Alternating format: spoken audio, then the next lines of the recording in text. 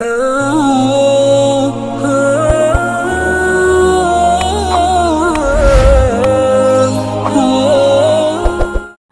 बारात, सुभान अल्लाह, मुबारक रात, अच्छी नीयतें करने की रात। एक और ईमान ताज़ा करने वाली बात बताऊं, जो शाबानुल मुअज़्ज़म है ना, ये दुरूद पाक पढ़ने का महीना भी कहलाता है।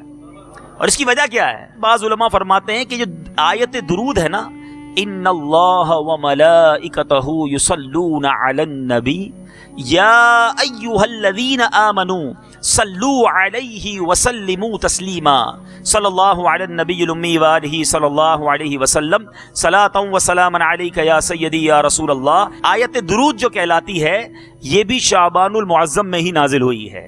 उलमा कहते हैं जो कम से कम 313 मरतबा दुरूद पाक पढ़ ले, वो कसरत के साथ दुरूद पाक पढ़ने वालों में शामिल हो जाता है। आज रात कितनी अहम, कितनी मुबारक और कितनी यूं समझिए कि नाजुक रात है। जी हाँ, we can say the most crucial night, नाजुक तरीन रातों में से, इंपॉर्टेंट नाइट में से एक नाइट है। और इस बात को मैं आपको एक हदीस पाक के जरिए समझाना चाहता हूं कि उम्मुल मोमिनीन हजरत सैयदतुना आयशा सिद्दीका रज़ियल्लाहु ताला अन्हा फरमाती हैं, मैंने नबी करीम रऊफुर रहीम सल्लल्लाहु ताला अलैहि वसल्लम को फरमाते हुए सुना, अल्लाह अज़्ज़ा वजल खास तौर पर 4 रातों में भलाइयों के दरवाजे खोल देता है।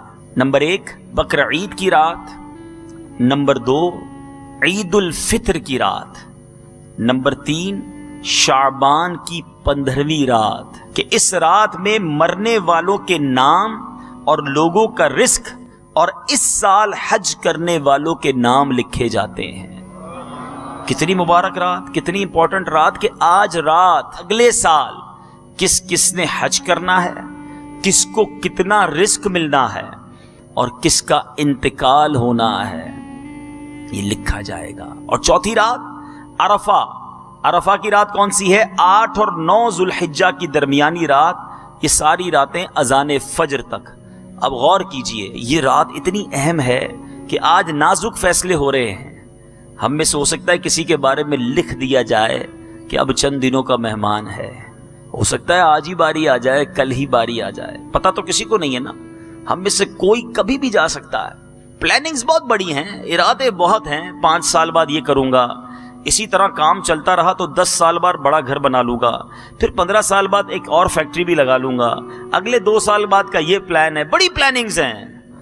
आगाह अपनी मौत से कोई बशर नहीं, सामान 100 बरस का है मगर पल की खबर नहीं। आज रात जहां अल्लाह की रहमत की याद करने की रात है, अपनी मौत को याद करने की भी रात है। आज रात कब्रिस्तान जाया जाता है, एक सुन्नत ये भी है। और कब्रिस्तान जाना भी ये दरअसल मौत को याद करने का एक बहाना है, इबरत हासिल करने का एक तरीका है। बदकिस्मती से आज कब्रिस्तान भी जाते हैं मगर मौत याद नहीं आती है। कब्रिस्तान में भी टेलीफोन चल रहे होते हैं ना, अलमान वाला फीस, वहां जाकर भी याद नहीं आता कि तेरा आखिरी ठिकाना क्या है, हैं? यही तेरी आखिरी मंजिल है। ऐ दुनिया के घर बनाने वालों और इसी की रंगीनी में गुम रहने वालों, ये क्यों नहीं सोचते कि मेरा आखिरी ठिकाना कब्र है, वो कैसी होगी?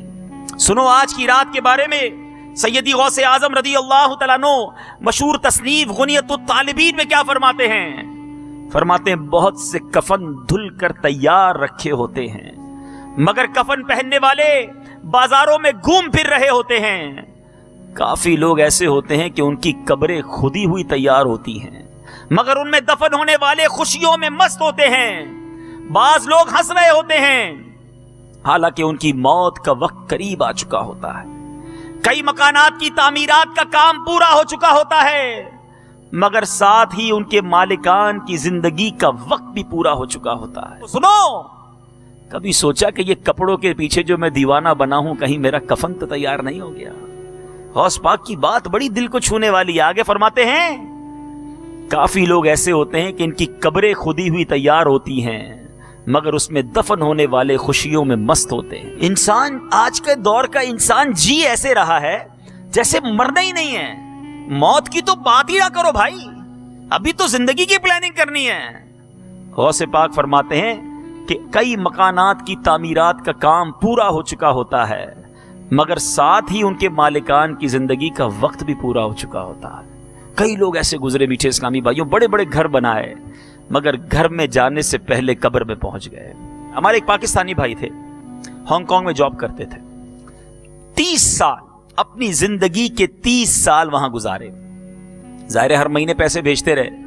پاکستان میں ان کی کوٹھی تیار ہو گئی. 30 سال میں پیسہ بنایا، یہاں پیسے بھیجتے بھیجتے ایک اچھا سا مکان تیار ہو گیا.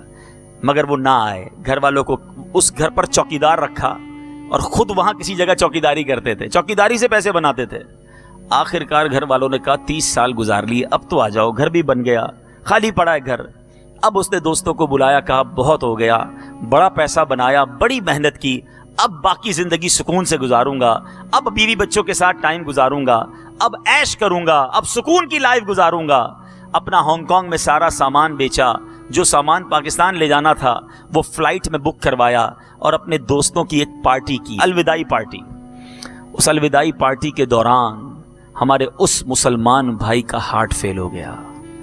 جس فلائٹ سے اس کا سامان آنا تھا اسی فلائٹ سے اس کی میت پاکستان پہنچی. جس کوٹھی کو 30 سال پیسے جوڑ جوڑ کر بنایا تھا، ایک رات اس میں گزارنا نصیب نہیں ہوئی، اس سے پہلے قبر میں پہنچ گیا. آگاہ اپنی موت سے کوئی بشر نہیں، سامان 100 برس کا ہے، پل کی خبر نہیں. آج کی رات کچھ یاد کرنے کی رات ہے، کچھ سوچنے کی رات ہے کہ مجھے جانا ہے. یہ ٹھکانہ نہیں دنیا میرا، میری منزل کچھ اور ہے. اعلیٰ حضرت ایک اور جگہ سمجھاتے ہیں نا، گھر بھی جانا ہے مسافر کے نہیں.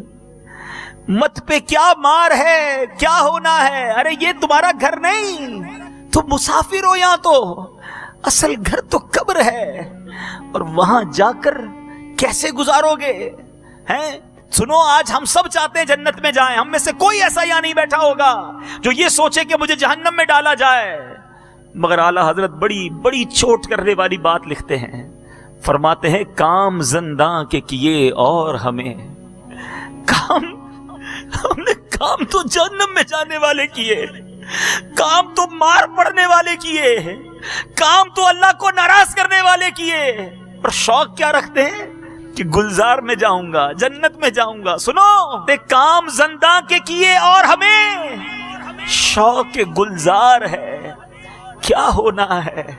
سوچو، کام کون سے کر رہے ہو؟ جنت کا باغ بنانے والی قبر ہوگی یا دوزخ کا گھڑا؟ اے میٹھے میٹھے اسلامی بھائیوں، کئی بار قبرستان گئے ہوگے، کبھی غور کیا کہ یہ ساری قبریں ایک جیسی دکھ رہی ہیں مگر اندر سے ایک جیسی نہیں. یہ سب قبروں کی کہانی مختلف ہے. آج اس دنیا میں زندگی گزارنے کے بہت سارے انداز ہیں، بہت سارے انداز ہیں رہنے کے، بڑے طرح کے گھر ہیں دنیا میں، مگر قبر تو 2 ہی طرح کی ہے. قبر روزانہ یہ کرتی ہے پکار، مجھ میں ہے کیڑے مکوڑے بے شمار. قبر 2 طرح کی ہے، تیسرا آپشن نہیں. میں اپنی بات نہیں کر رہا، جس آقا کا کلمہ پڑا ہے میں ان کا فرمان سناتا ہوں. نبی پاک صلی اللہ تعالی علیہ وسلم کا فرمان عالی شان ہے. میرے آقا فرماتے ہیں، حدیث پاک کا خلاصہ ہے کہ قبر 2 طرح کی ہوتی ہے. یا تو جنت کے باغوں میں سے ایک باغ ہوتی ہے، یا تو دوزخ کے گھڑوں میں سے ایک گھڑا. بتاؤ میرے میٹھے اسلامی بھائیوں، جتنے میرے اسلامی بھائی یہاں بیٹھے ہیں، اپنے آپ سے پوچھ لو، خدا را اپنے آپ سے پوچھو، اگر آج مر گیا قبر جنت کا باغ بنے گی؟ ایسے کام کر لیے، کیا اللہ کو راضی کر لیا؟ زندگی گناہوں بھری تو نہیں گزری؟ اگر دل سے آواز آ رہی کہ ہاں میری قبر جنت کا باغ بن جائے گی پھر تو ٹھیک ہے، اور اگر آواز یہ آ رہی ہے کہ نہیں ابھی نہیں مرنا، ابھی تو بہت نیکیاں کرنی ہیں، ابھی تو توبہ کرنی ہے، ابھی مر گیا تو مر جاؤں گا، پھنس جاؤں گا، تو بتاؤ پھر کب توبہ کرو گے؟ پھر انتظار کس بات کا ہے؟ اے میرے میٹھے اسلامی بھائیوں، اچانک موت آتی ہے. کبھی یہ نہ سوچنا کہ موت بڑھاپے میں جا کر آئے گی.